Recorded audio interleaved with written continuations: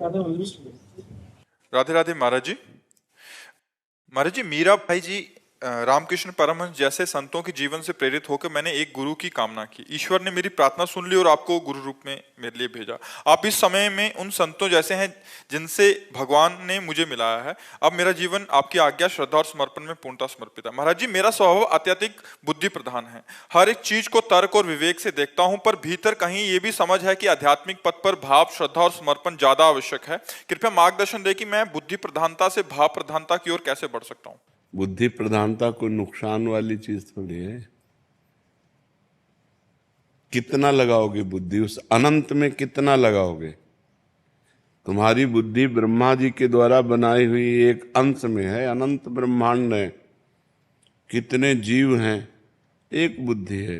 उस अनंत परमात्मा में तुम्हारी बुद्धि कितनी काम करेगी? जैसे एक सीपी है, वो समुद्र को उलीचना चाहे तो उलीच पाएगी क्या? तो हमारी बुद्धि सीपी की तरह है और भगवान समुद्र की तरह है।